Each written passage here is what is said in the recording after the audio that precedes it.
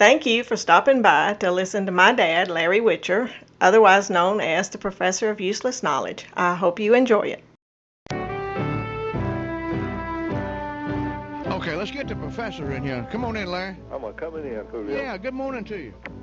Good morning to you and everybody else out there. It's a good morning anytime you wake up and get up on your own, Julio. Amen. And it's a beautiful fall morning, and I want y'all to get out there and enjoy it today. And this, you said, is Model T Day. Model T Day, that's right. That's better known as the Tin Lizzy. The Tin Lizzy? Okay. Yeah, that's what it was called. Okay. Model T, the Tin Lizzy, the T Model Ford, called it. All right, this is the name, the Ford Model T.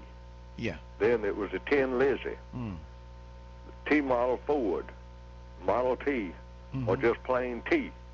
That's what the folks called them. It had one. They said, "What kind of car you got there, Julio?" And you said, "It's a T." It's a T, yeah. A T, or a Model T, or Model T Ford, all that. But it rolled off of the line 1908, October the 1st.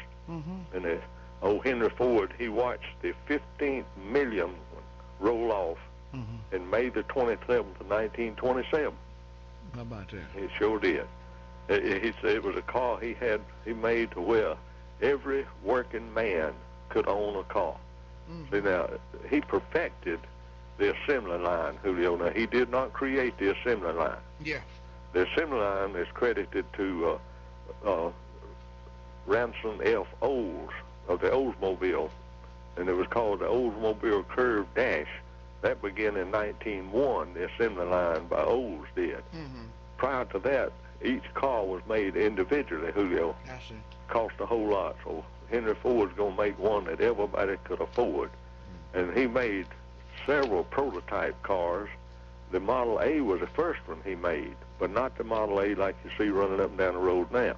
It was a prototype Model A. He went Model A, B, C, D, N, all them different things until he finally come up with a Model T. And that's why the Model T is the first one that we know about. It wasn't actually the first car Henry Ford made. He started making them in 1903. But the 1908 was the first one that came off of the perfected assembly line. I see. Okay. And he wanted a car that everybody could afford. If it had a decent job and hard, they could buy a Model T Ford up to $825. That was the equivalent. That was a lot of money back then, too. It was the equivalent of $18,000 today, if my figures is right, which they might not be. Okay. But he made that Model T, and that started the production. He said, "I will build a car for the great multitudes. I will be large enough for a family, but yet small enough for an individual to run and care for." That's what he said he was going to do. And the families back then, Julio, if you've seen a Model T, yeah, the people must have been a whole lot smaller than they are now. Yeah. It built. You couldn't get but two people in them today, could you? You can't get two in a Model T. Hardly. You can't. Okay. You can in the long, but the little two-door Model Ts, just two-seater, you can. They're little. Now I learned to drive in a 1931 Model A. Now, it started in 1927, Julio. Okay. The Model A did. I learned to drive in 1931. Mom and Daddy could sit up front. Me, my brother, and sister sat in the back. We had all the room you ever thought about. Yeah. But that model, the 31 model that I'm driving now, me and Faye's the only one that can get anything. It's so little. But Henry Ford is credited to perfecting the assembly line, not creating it. Okay.